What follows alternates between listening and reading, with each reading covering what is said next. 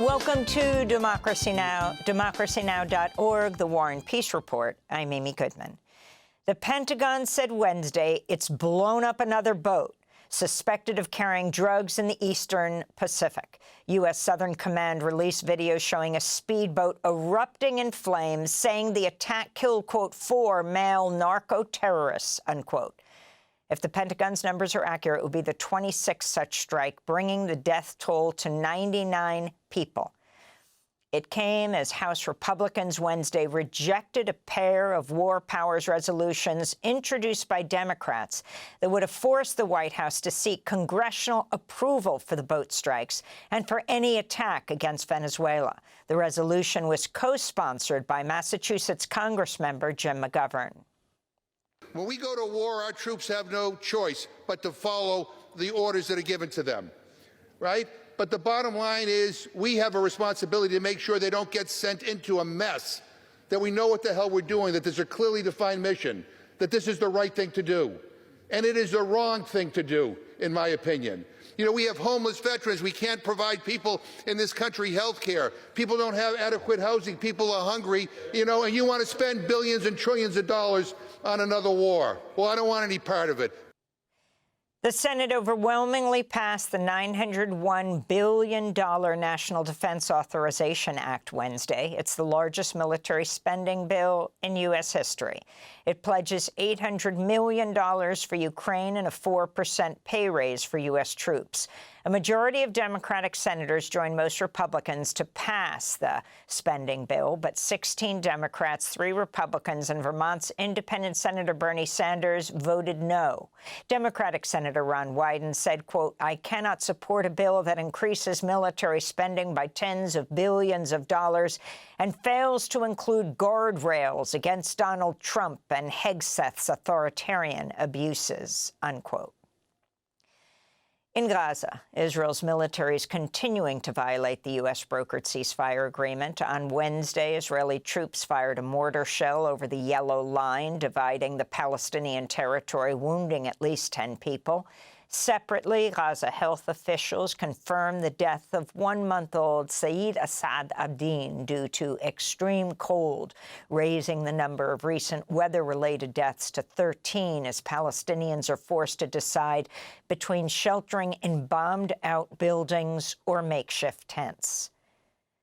On Capitol Hill, 4 House Republicans defied Speaker Mike Johnson Wednesday and joined Democrats backing a discharge petition to force a vote on extending health care subsidies for 3 years. Their defection came as the House passed a GOP-backed health care spending bill that does not address the subsidies, which means millions of Americans will likely see their health insurance premiums rise in January. According to the Congressional Budget Office, the Republican health care bill would result in about 100,000 more Americans uninsured per year over the next decade. This is Democratic Congressmember Emilia Sykes. It is unacceptable that Congress is about to head home having done nothing to protect the millions of Americans who will lose coverage on January 1st. The heartbreaking stories from my constituents who have no clue how they're going to make ends meet as we enter into what should be a merry holiday season. Meanwhile, civil rights groups are blasting a bill narrowly approved by the House Wednesday that would criminalize providing gender-affirming medical care for any transgender person under 18 and subject providers to hefty fines and up to 10 years in prison. In a statement, the ACLU writes, quote, "Families often spend years considering how best to support their children, only to have ill-equipped politicians interfere by attempting to criminalize the health care that they, their children, and their doctors believe is necessary to allow their children to thrive," unquote. President Trump touted his economic record in a primetime address Wednesday, despite voters' growing concerns over affordability and the job market.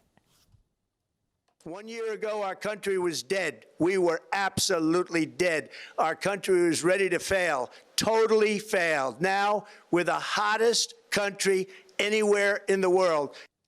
This comes as the latest jobs report showed that unemployment in November ticked up to 4.6%, the highest level since September 2021. After headlines, we'll speak with Dean Baker, senior economist at the Center for Economic and Policy Research. The FBI's deputy director, Dan Bongino, announced he's resigning from the bureau next month. Bongino had clashed with the Justice Department over its handling of the Epstein files. Bongino, a podcast host, was picked by President Trump to serve as second in command at the FBI, despite having no ties to the agency. The FBI Agents Association, which represents around 14,000 current and former agents, had opposed Bongino's appointment to the position. The Pentagon announced Wednesday it would open an administrative investigation into Democratic Senator Mark Kelly of Arizona. Kelly is a retired Navy captain and astronaut. The probe would focus on his participation in a video released last month with other Democratic lawmakers urging service members to refuse illegal orders from the Trump administration. At the time, President Trump had called for the execution of the Democratic lawmakers in the video. Former Justice Department Special Counsel Jack Smith told lawmakers in a closed-door session Wednesday his team of investigators had, quote, developed proof beyond a reasonable doubt that President Trump had conspired to overturn the results of the 2020 election. Smith also said his team had gathered powerful evidence that Trump broke the law by taking classified documents from his first term in office to his Mar-a-Lago estate in Florida. Smith's investigation had led to 2 criminal indictments against Trump, which were shortly dropped by the Justice Department after he won the 2024 election. President Trump issued a pardon to Tina Peters, a former Colorado County clerk convicted of tampering with voting machines during the 2020 election.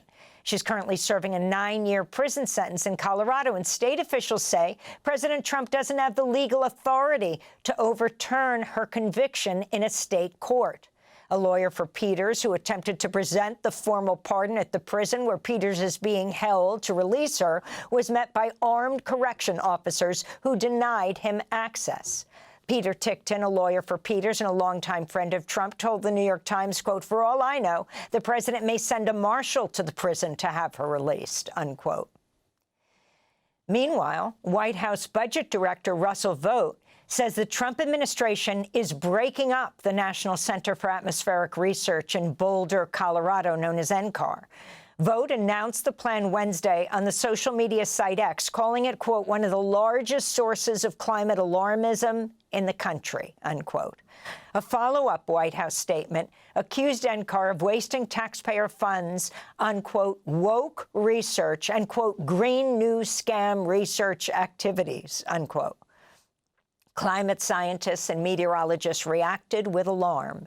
Texas Tech professor Dr. Catherine Hayhoe said, quote, NCAR supports the scientists who fly into hurricanes, the meteorologists who develop new radar technology, the physicists who envision and code new weather models, and yes, the largest community climate model in the world, unquote.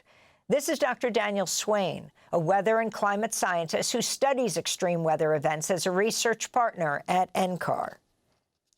This would be a terrible blow to American science writ large. It would decimate not only climate research, but also the kind of weather, wildfire, and disaster research underpinning half a century of progress in prediction, early warning, and increased resilience.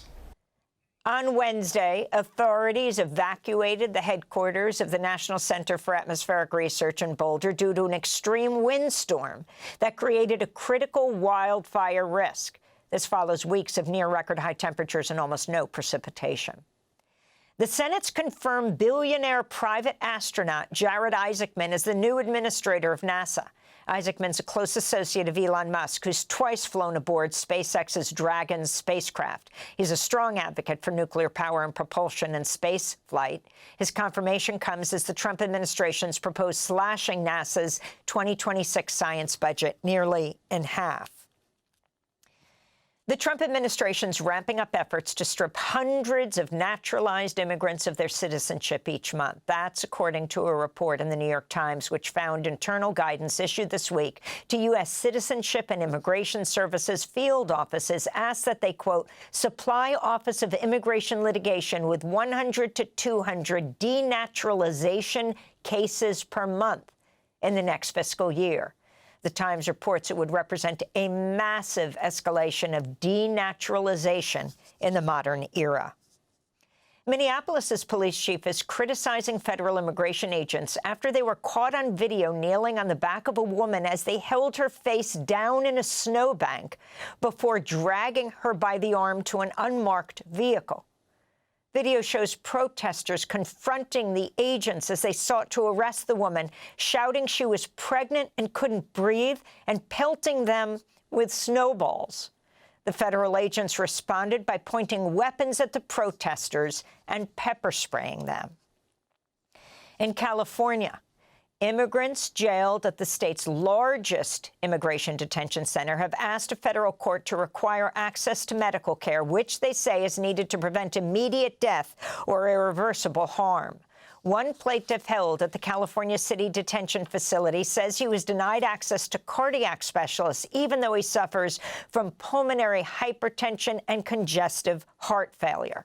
Another plaintiff who shows symptoms of prostate cancer has been denied a cancer screening for nearly 4 months.